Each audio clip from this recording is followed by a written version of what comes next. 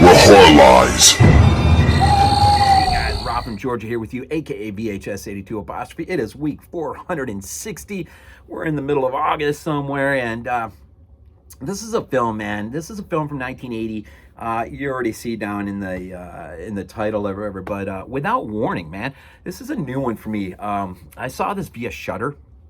I do not own it, hence why I'm not holding it up in front of you. Although I'm pretty sure Scream Factory did put it out, but man, you can't get it now because it's way too expensive. But I want to say Kino, I think. Kino put it out. And I think that's like 17 and change or something.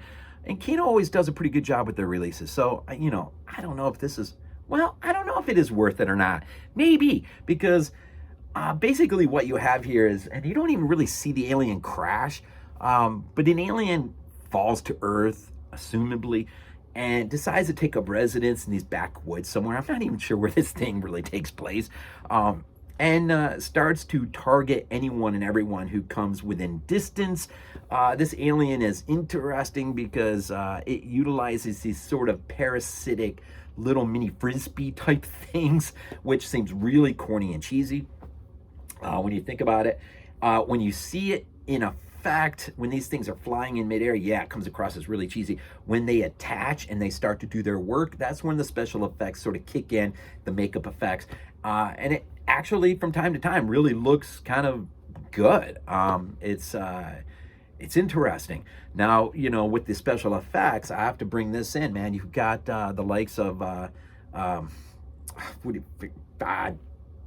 Rick Baker. I don't believe I forgot his name. Rick Baker, man. His name is attached to this. I want to say Dean Cundy was the cinematographer on this. In terms of the well, and the composer Dan Wyman, who worked with Carpenter on a few of his films, is in here working some of his musical talent, his work, his gifting, right? Greydon, actually, it's Greydon Clark who actually who directs this movie, and I'm not really familiar with him at all. I looked through his filmography real quick, and I can't even remember what he did. It's just nothing really significant in terms of horror. But this is 80. This is maybe just a project that just fell into his lap, and he was blessed, man. He was blessed with Rick Baker. He was blessed with Dean Cundy. He was blessed with some of the special effects, makeup guys. There might even been a few girls in there working.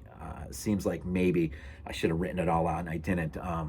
So I apologize. But well, let me get in the cast real quick. This thing is so fully this cast, man, is okay.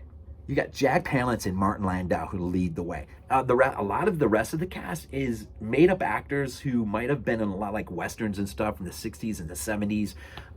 People who really probably just weren't really doing much and found one of their last opportunities to be a part of something was this. But I'd say Palance and Landau, plus you got Neville Brand, who plays Judd on Eaten Alive. He has a small role in here, which is interesting. So, and the guy who plays the alien, of course, it's somebody in a suit, right? And I think this is where Rick Baker really attempted to shine in terms of his work on this creature effect, which I would say at times works better than at other times. The finale at the very end is works, probably is when it works maybe the best, maybe, I don't know. It's interesting. But that guy's played by the alien is played by Kevin Peter Hall. And if you don't recognize that name, it's he was the Predator, but he also was the mutant bear in Prophecy. So that is very interesting. And so and a very young David Caruso is in this. So basically, at the centerpiece of all of this, you got, in terms of your cast of characters, you got, it opens up with a father-son hunting that just does not go well. And that leads into a group of kids who are coming in to go camping or whatever, hiking. People, eventually they're warned away by maybe the Jack Palance character. And then you got a bunch of scouts running around too. So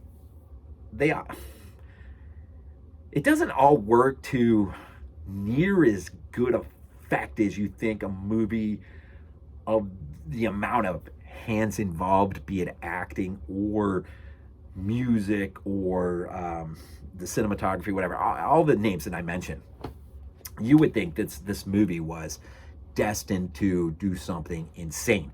And it just really doesn't. But it's an opportunity for all those who were a part of it to work out their craft on a project. And, you know, not all these things, you know, work to the effect that we hope, especially when we start seeing all the names attached to this. And so, you know, you got, I think you got two guys and two girls, and the Caruso and his girl, they end up going off when they shouldn't. They fall victims to the alien. The other two, who make it pretty much to the end, of course, a lot of their journey of the movie is trying to ascertain what all's going down and or getting away. I would say the Martin Landau character is one of the more interesting characters in this. He plays a Vietnam vet who's got a lot of baggage. And he just kind of brings that Martin Landau magic.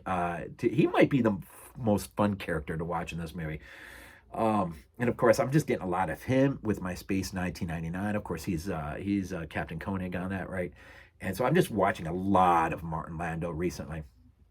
And so it was interesting. And of course, Landau and Palance will go on to Alone in the Dark in just 2 years later, 1982, which that film ultimately in the end is a much more polished project than this unfortunately is. Oh, I was going to mention too, I think part of the problem of this, I think it's sort of twofold. I think you have a director that just doesn't have a lot of experience in this genre. It doesn't help. But you also have four writers on this. And anytime you start stacking up writers, too many hands in the pot, you're going to lose continuity and the plot structure, or what is attemptably meant to be laid out, sort of really gets messy. And so, you know, I was just thinking that Italian film, Devilfish. Even though Sacchetti's one among the writers, there are way too many writers involved on that project, and that's probably why that film is as messy as it is in terms of its plot narrative. And you know, same probably could be said. Although, you know, for four writers, actually, it's not that bad in terms of its writing. It's just I'm looking for areas of where it probably fell, and maybe most of the blame falls with the director. I don't know, who was just unable to utilize all that he was. This is a gifting, man. Not everyone has all the names that this guy will suddenly have for a project like this. And it's not a bad movie. I mean, I watched it twice. The first time I watched it, I was like, and then just by chance later on that night, I had a chance to throw it on again via Shudder. And I don't know, it just jived with me a little bit better.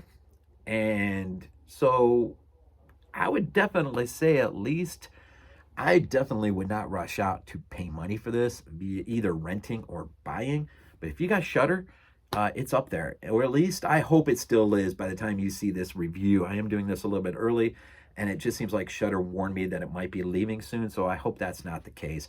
If it is, hopefully you can find it on Tubi or somewhere. And I guess everything's on Tubi, right? So anyways, I'm not sure what else to say. I think that's about it for this one.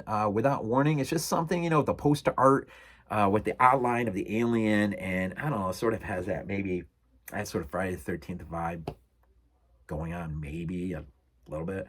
I've always been intrigued by at least checking it out, but never have checked it out. And so finally I decided I have the time, just go ahead and watch this thing. And when I started to see everyone who was involved, I was like, holy crap, this could be good. And it's not near as good as I would hope, considering who's involved, but it could be for whatever. I mean, it is what it is. But it's something, I mean, definitely worth checking out if you're a fan of Cundy, if you're a fan of Rick Baker, if you're a fan of any of these actors, or the special effects people, whatever. If you're a fan of any of them, it's always worth checking out just to see how that is compared to other things you know they've done. So, I mean, definitely, at least if you get a chance, I just wouldn't rush out and pay any amount of money for, really, unless it was a cheap $1.99 rental or something. I don't know. Anyways, week 460 here in the middle of August. Without Warning, a Greydon Clark film from 1980. If you haven't, you're curious, check it out, man. As always, man, go Bills. This is not a dream. Not a dream.